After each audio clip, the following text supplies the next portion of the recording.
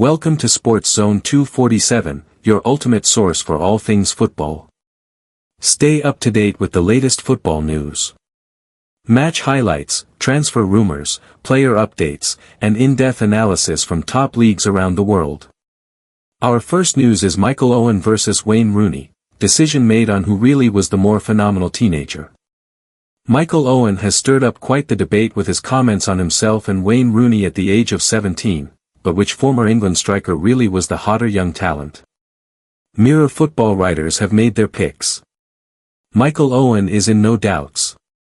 Wayne Rooney was rather more diplomatic. But which of the Premier League's greatest young phenoms in the past 30 years was truly the number one? Former Liverpool star Owen burst onto the scene as a precocious teenager at Anfield in the late 1990s, before Rooney did likewise on the other side of Merseyside at Everton a few years later. Rooney went on to have the more successful career overall of the two forwards, but Owen, in a debate prompted in a recent interview with Rio Ferdinand, feels his achievements in their initial years were much greater. And he certainly backed up his claims on social media, the last Englishman to win the Ballon d'Or declaring, "At 17 I scored 18 PL goals, winning the Golden Boot, Waza scored 6. At 18 I again scored 18 goals, again winning the Golden Boot and coming fourth in the Ballon d'Or, Waza scored 9. In our opening 7 seasons, Waza didn't outscore me once, 117 goals v 80. In which time I became the second youngest Ballon d'Or winner ever. Injuries hindered me from then on while he sustained his level. Therefore, he'll go down as a better player than me. But, at 17, please." Manchester United's record goalscorer Rooney, speaking on his own The Wayne Rooney Show, has given his answer, and while he didn't blatantly disagree and say, "No Michael, I was better," he did make his position clear on the subject. He said, "Me and Michael were very different players, different attributes. Michael Owen at 17, 18 was incredible. I used to go out on the streets and pretend to be him, I'd pretend to be Michael Owen, even though he played for Liverpool. Unfortunately, he did get his injuries and he probably couldn't adapt his game maybe as well as I could.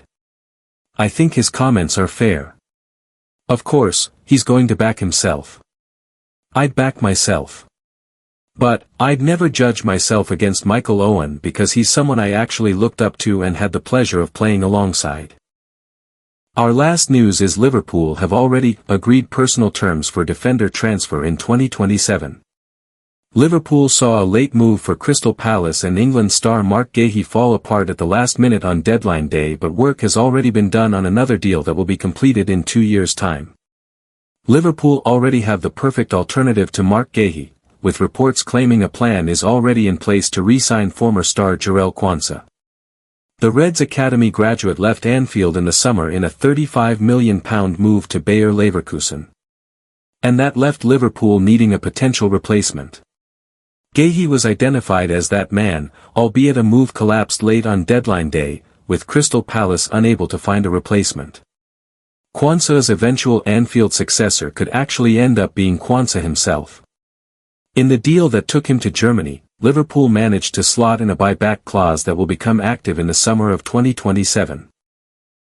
According to the Liverpool Echo, the Reds would then have the chance to bring the defender back to Merseyside for a fee of £51 million. By then, he will be halfway through the 5-year deal he signed with Leverkusen. It is suggested that Quansah has already agreed personal terms with Liverpool that will see him sign a new and improved contract. Quansah, 22, has already made 3 appearances for his new side and scored on his debut.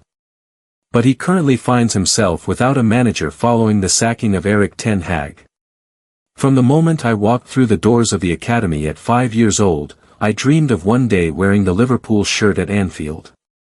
17 years later, I can now say I have lived that dream," Quansah posted shortly after his Liverpool exit was announced.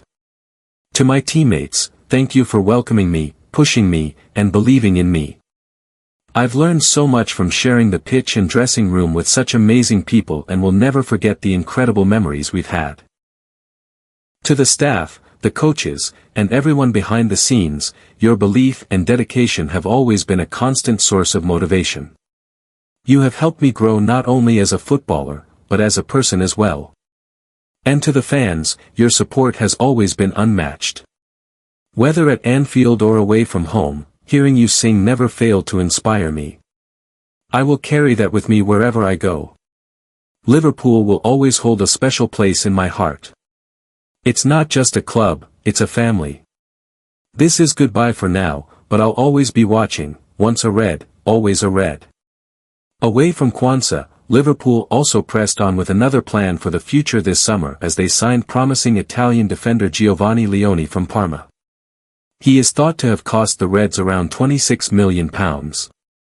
If you love football transfer updates, league news, and all things soccer, don't forget to subscribe to our channel. Let's stay connected and keep up with the latest from the world of football together.